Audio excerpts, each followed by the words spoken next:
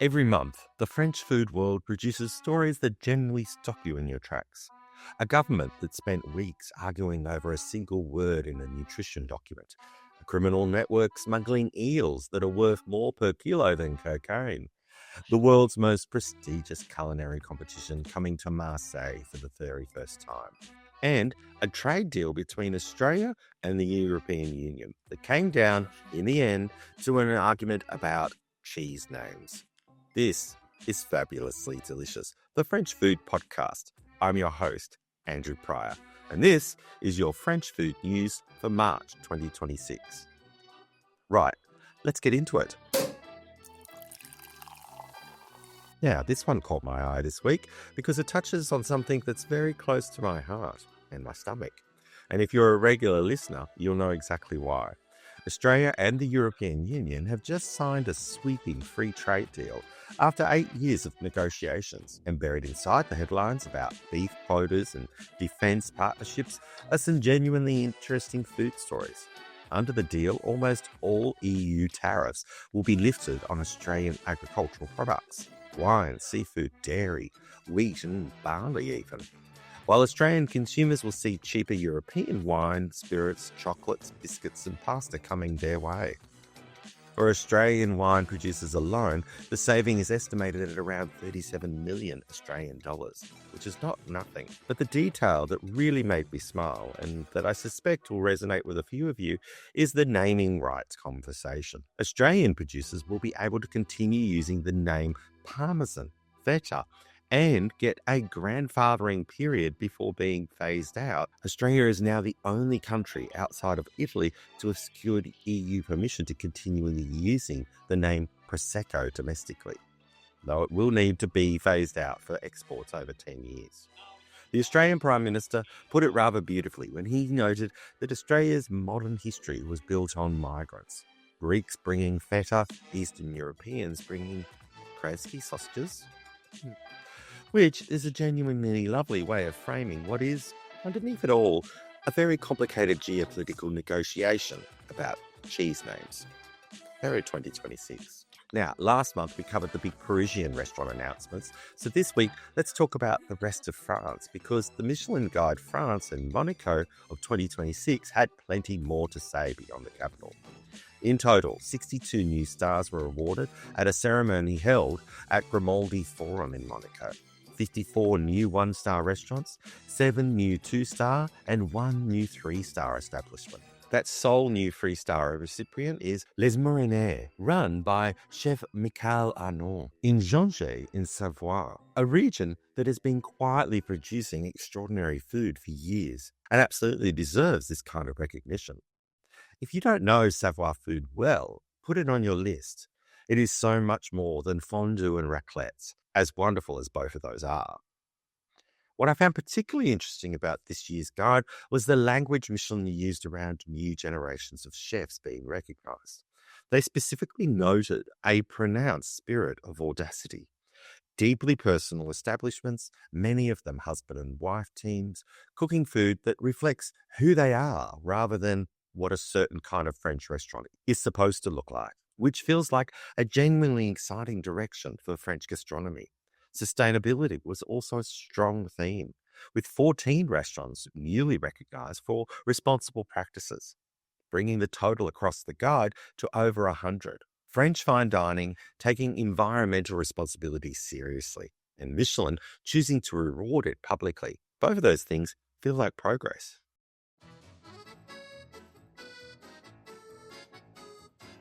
Speaking of extraordinary places to eat in France, if Paris is on your horizon or even just on your dream list, I want to tell you about something. My book, Paris, A Fabulous Food Guide to the World's Most Delicious City. It has been newly updated, and this new edition is the one that I'm, most proud of, I'd say. Over 100 additional pages on the history of food in Paris, because I've always believed you need to understand why a city eats the way it does, not just where to go, which, if you've been listening for a while, will surprise nobody. All my favourite boulangeries, patisseries, fromageries and wine bars, markets, hidden gems, they're all in there. And the new edition adds dedicated sections for vegan and vegetarian dining, beautiful food with a view options, and yes, a section on Emily in Paris locations. You can go and sit or sip exactly where Emily sat and ate. Absolutely no judgment from me, because I love Emily in Paris.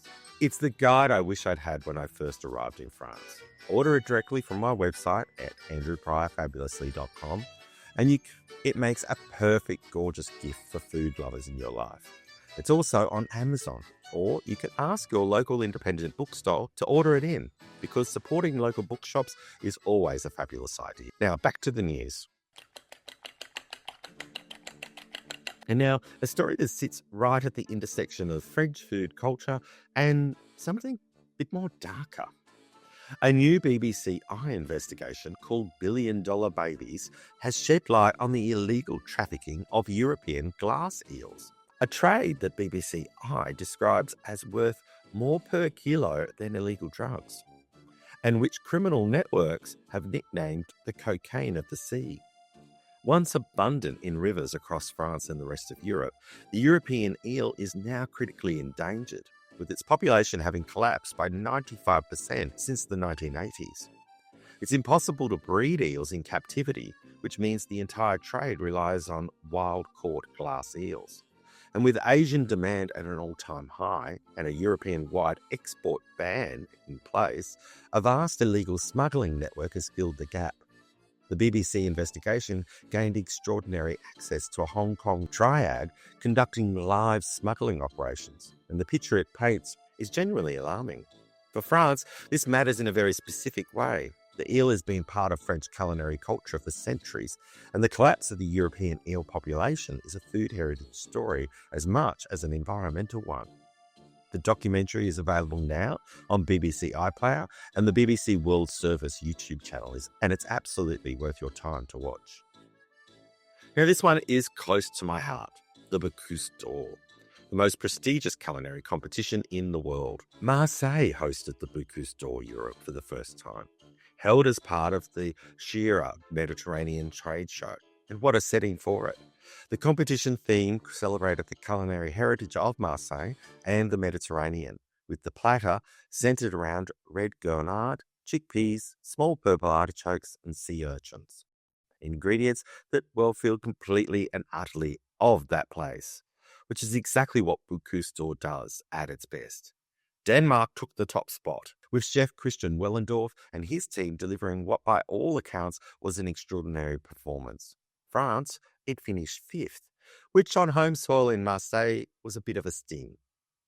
But the eyes are already on Lyon in January 2027, where the grand finale takes place. And if you know anything about how seriously France takes this competition on home turf, you can be absolutely sure that the preparation has already begun.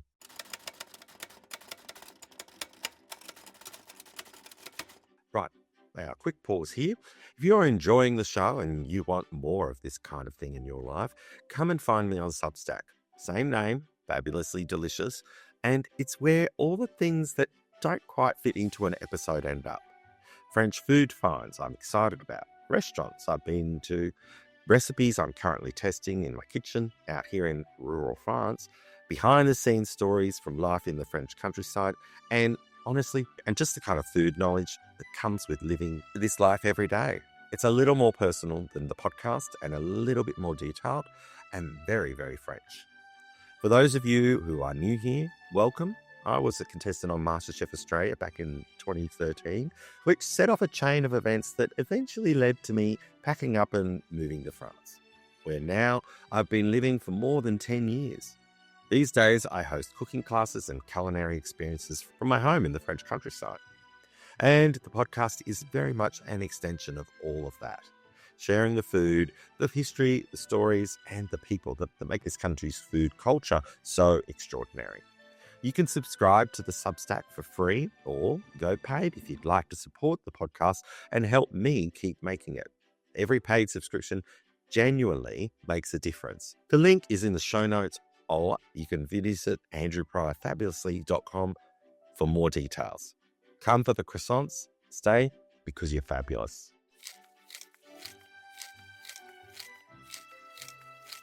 The French government has published its long awaited national strategy for food, nutrition, and climate, known as SNAC, SNANC, which sets out targets for the French food sector to achieve by 2030. It calls for increased consumption of pulses, fruits, vegetables, and whole grains, and sets out plans to limit the consumption of red meat and processed meats, particularly imports. The numbers behind it are striking. 32% of French adults eat too much red meat, apparently, and 63% eat too many processed meats, which, when you consider how central meat is to the French culinary culture and identity, is a genuinely significant public health finding. But the detail that tells you everything about how complicated this conversation is in France, the government's original draft used the word reduction when talking about meat consumption. After considerable pushback from farmers, from the food industry, and from people who felt that telling the French to eat less meat was somewhere between an insult and a declaration of war, they changed it to limitation. One word, an enormous row, which is peak France, honestly. A country that can spend weeks debating the precise verb in a government nutrition document because the stakes around food feel that high. The strategy is there. The targets are set, and 2030 is not far away. So watch this space. France has also announced that foods containing substances banned by the EU will no longer be allowed to enter the country, including certain pesticide residuals. The affected products include mangoes, avocados, grapes, citrus fruits, and apples, particularly those imported from South America. On the surface, it's a food safety measure, and in many ways it is. The logic being that if a substance is considered too dangerous to use on French or European soil, it shouldn't be allowed in through the back door on imported produce, which is a position that is hard to argue with from a public health perspective. But the timing and the context matter here. This announcement sits right in the middle of the ongoing and extremely fraught debate around the EU-Mercosur trade deal, the proposed agreement between the European Union and the South American trading bloc, that French farmers have been fighting against loudly and consistently for years. The argument from French farmers has always been the same. They are held to strict environmental and food safety standards that their South American counterparts are just not, which creates an uneven playing field. This pesticide ban is, in many ways, France putting that argument into policy. Whether it survives legal challenges at the European level, well, that's another question entirely. But as a statement of intent from a country that takes the protection of its agricultural standards very seriously, it could not be clearer. A new Ipsos poll for France Inter, released to coincide with the Michelin Guide announcement, found that 97% of people in France have a good opinion of French food. That doesn't surprise me, which is either a reassuring sign of national pride or the least surprising statistic that was ever recorded, depending on how you look at it. The poll named Bœuf Bourguignon as the dish that best represents France, which feels right, and which regular listeners would know we covered in considerable depth in the Burgundy issue. But the finding that will generate the most argument, and I say this as someone who has spent a considerable amount of time eating in Burgundy, is that the Auvergne-Rhône-Alpes was voted the most gastronomic region in France. Burgundy came in at 28%. Now, I have enormous respect for the Auvergne-Rhône-Alpes and everything that comes out of its kitchens, but Burgundy at 28% feels a little like that the people of Dijon will have something to say about. Loudly, probably, over a glass of wine and a plate of Epois cheese. Let's finish this month with some festivals and events, because March and April are a genuinely wonderful time for French food and culture, both in France and around the world. Starting closer to home, the Festois Festival took place on the 7th and 8th of March in Sarlat in the Dordogne. And if you've never been to this one, put it firmly on your list. Every year at the beginning of March, Sarlat celebrates the goose, the animal that has become the mascot of this beautiful medieval town, with stalls, tastings, cooking demonstrations, and workshops. The centerpiece is a magnificent banquet with all-you-can-eat foie gras, attended by over 800 guests. The Périgord goose cuisine is one of the great regional food traditions of France, and this festival celebrates it beautifully. Further afield, French food culture has been making its presence felt on 2 continents this month. The Merci Chef 2026 festival transformed Athens into a hub of French culinary artistry throughout the first week of March. Brunches, masterclasses, wine tastings, and collaborative dinners across the city, with MOF pastry chefs, bread makers, and cheese experts pairing their craft with Greek producers. A genuinely wonderful culinary cultural exchange. And running from March the 20th through to April the 20th, the French Cultures Festival, organized by Villa Albertine in Houston, is currently celebrating French-speaking cultures across Texas, Oklahoma, and Arkansas. I think that's saying it right. With more than 40 events across Houston, Austin, San Antonio, and Dallas. French food culture traveling well, as it does. Always. If you'd like a little more fabulously delicious between episodes, come and join me on Instagram. I'm at Andrew Pryor Fabulously. That's where I share bite-sized French food history, fun facts, behind-the-scenes moments, and plenty of everyday life in France. It's the perfect little snack between, well, the podcast courses. And if you prefer to watch the podcast as well as listen, then you can find full video episodes over on YouTube. The same stories, same deliciousness, just with my face attached. Some people say I have a face for radio. More food, more stories, more fabulousness. Come join the party. It's très scrollable. Apparently that's what the French young people say.